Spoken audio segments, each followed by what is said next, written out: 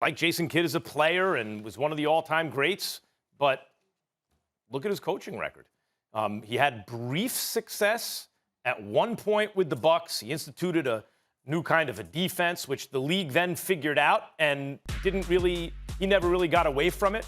And they went from a good defensive team for 1 year when Kidd tried something new to one of the worst or one of the lesser, like bottom third defensive team the following 3 seasons before he was eventually fired.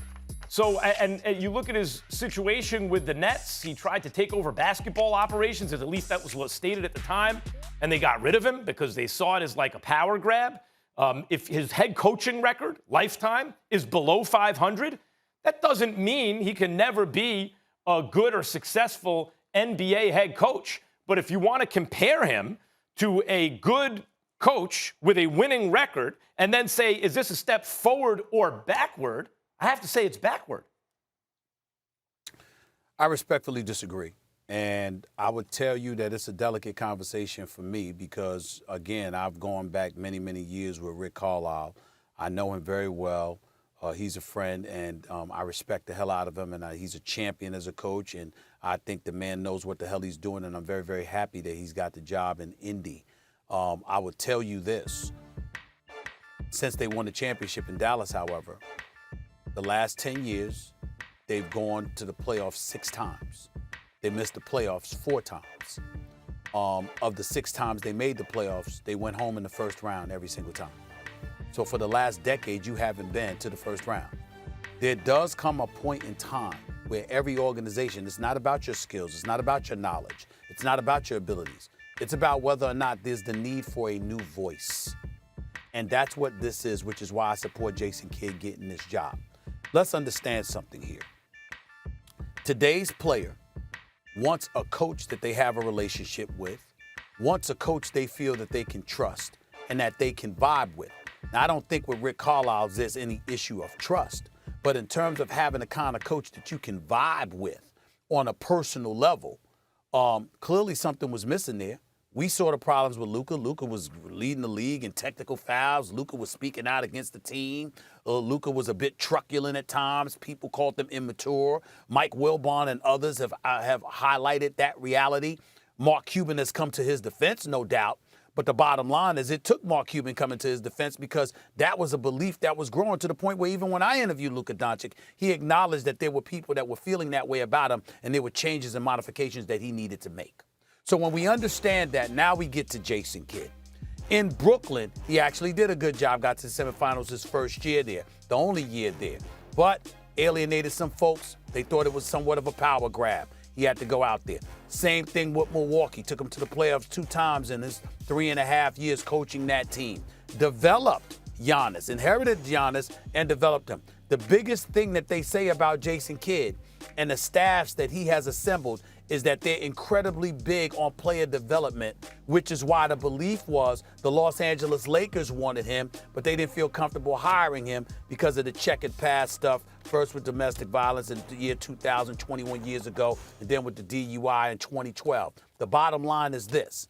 Man is happily married, hasn't been in any incidences whatsoever. He's been an assistant coach. Everybody knows he knows what he's talking about and he's doing.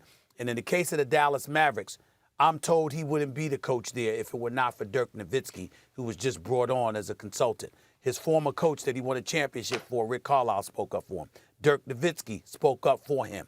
And Luka signed off and endorsed it. If it wasn't for Luka and Dirk Nowitzki, he wouldn't be the head coach in Dallas. That's an organization that's saying we're moving in a different direction. We tried it this way. Our time is up. Now it's time for us to move forward. That's the intel that I received, Max, and I buy it. Yeah, look, I think it's a good point that sometimes, even if a coach is excellent, you need a new voice. I accept that. The question is Jason Kidd the right choice? In the positive ledger, you're right. He did excellent developmental work with the Greek Freak in Milwaukee. And he is a point guard who won a championship in Dallas and a Hall of Famer, obviously with a good relationship with the greatest player in franchise history. And now he has the endorsement of the guy who's probably going to go down as replacing Dirk as the greatest player in franchise history. So those are all in the plus column, right? I'm looking at his head coaching record. In Brooklyn, 44-38. It's not setting the world on fire, but it's a nice job. That's his first year. Yep, first year. And then got fired in a power grab. When you talk about trust, you know, the powers that be did not feel that he was trustworthy. Then in Milwaukee, he goes 500, then 33-49, then 42-40, and then 23-22. This is not, you may be right that he's developing players, because at the time, Brogdon was the rookie of the year and Giannis had come along, but it's not like he had 10 years to do it, but it's not like he had a year either. It never translated to dominance on the court. And as I pointed out earlier, it was the stubbornness about his defensive scheme that only worked briefly, and then what really had them as one of the lesser defensive teams in the league. That's actually not true. I'm not saying that part is not true, meaning that didn't happen. I mean, but that wasn't the real problem. The real problem was that there was not cohesiveness and trust between him and management, because he felt different decisions should have been made. In this particular instance, we all know that Luka's the man in Dallas. We all know what kind of cachet Dirk Nowitzki has, and we all know that Jason Kidd has a personal relationship with both Mark Cuban and Dirk Nowitzki, and the former coach literally walked out the door endorsing him for that job, because how can you not respect Rick Carlisle? And so the combination of all of those things, I think, lends itself towards the concerns that you had in Brooklyn and Milwaukee not being a concern in Dallas, not to mention the fact that he can't afford for something like that to happen again, because if it happens again in Dallas, he'll never get another head coaching job. And he knows Let's put it this way. He has not disqualified himself with his coaching from ever getting another head coaching job. I agree with that. I think you argued that persuasively, the case for him. I'll say this. If it were me and it was my team, I wouldn't want Jason Kidd as the head coach. I would, because Luka's my guy.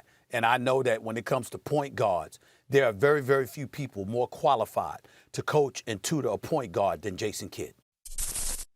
Thanks for watching ESPN on YouTube. For live streaming, sports, and premium content, subscribe to ESPN+.